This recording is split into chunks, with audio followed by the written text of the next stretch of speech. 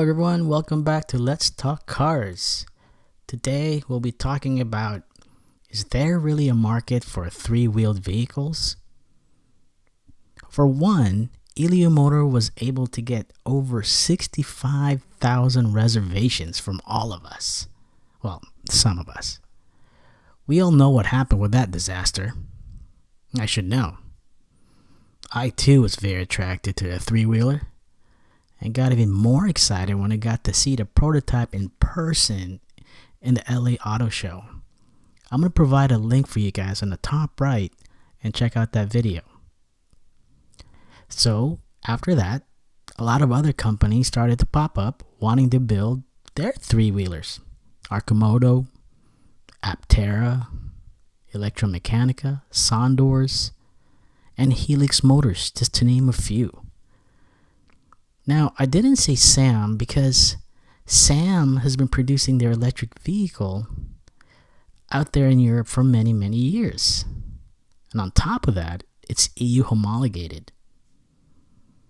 So the only issue that Sam is facing trying to bring their market to North America, that is a struggle in itself, especially the times that we live in now, where everything kind of stopped.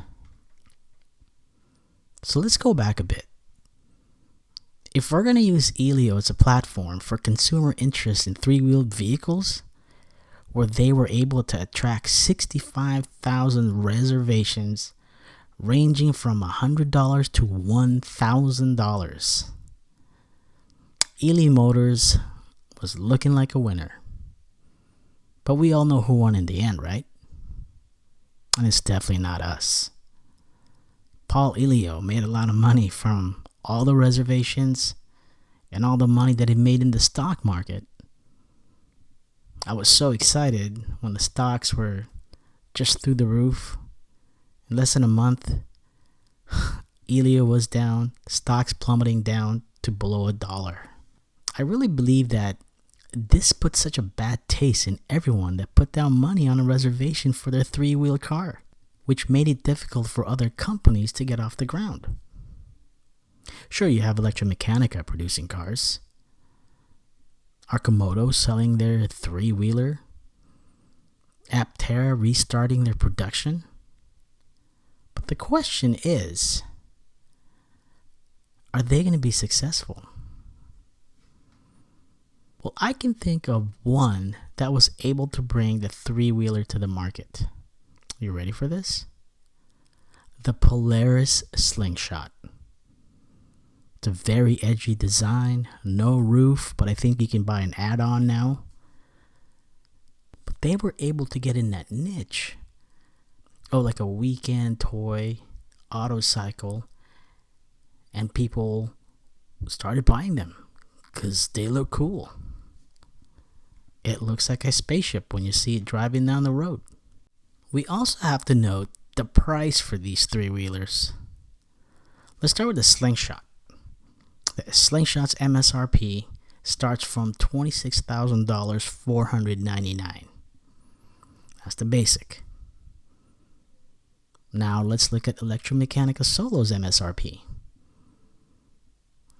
Starts at $18,000. Arcimoto's MSRP is $19,900.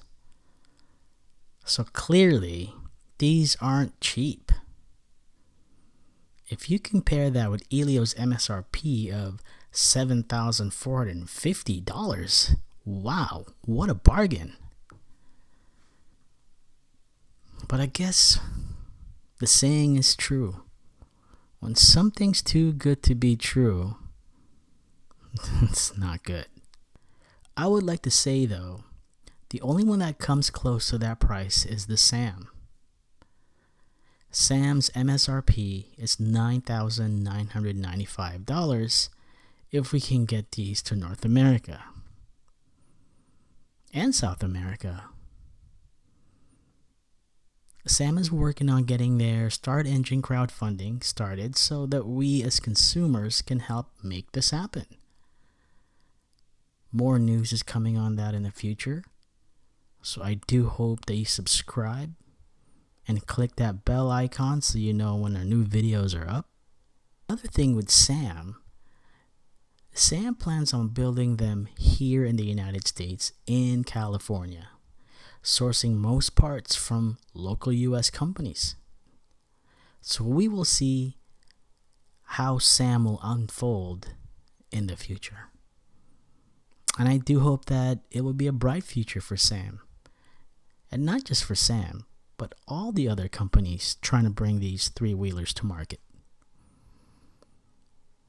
Many people out there looking for an economical vehicle would rather spend their money on a used electric or hybrid vehicle for a lot less and having more seats. You can find a 2014 BMW i3 for $11,990. A Chevy Volt or a Nissan Leaf averaging around $11,000 for a used one. So the question is the three-wheeler just a weekend toy, or can it be more? Well, I'm guilty of this, to tell you the truth.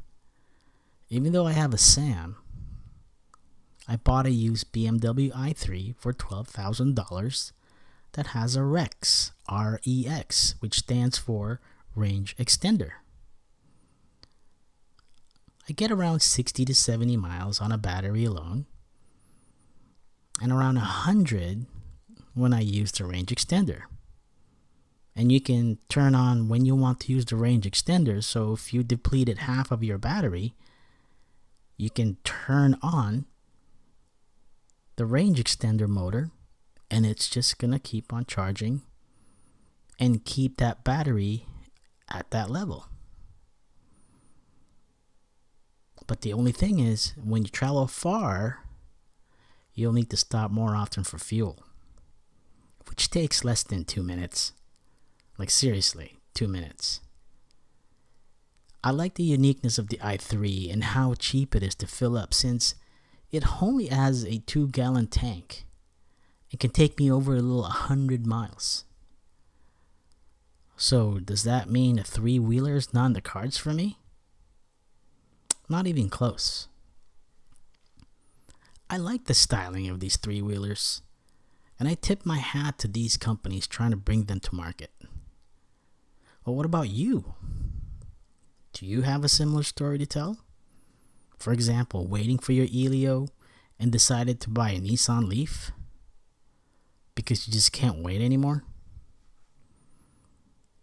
Please share with us your story, and we can talk about it in our next episode. To sum it up, to me it's hard for these new companies to bring their three-wheelers to market because so many have been disappointed by Elio, where their hopes and dreams were crushed, and all we got is a lousy t-shirt and a bumper sticker. Elio's failure made consumers not want to take a chance on reserving on another Autocycle. What do you think? Am I wrong? I'd like to hear your point of view. I also want to extend our conversation on Let's Talk Cars not only to three-wheelers, but electrics and eco-friendly cars. What do you guys think? So I would like us to continue this conversation in our comment section. And please consider subscribing to my channel and also hitting that like button and help our channel grow, because I want to spread the word not just on the three-wheel Autocycles, but economical cars that the everyday person like you and me can drive to run errands, to go to work, or just a quick drive in the park, or a quick Sunday drive where you're not worried about releasing all these CO2 in the air. So until our next show, thank you for watching, guys. I really appreciate it. And this is Joker88 signing off. Thanks again.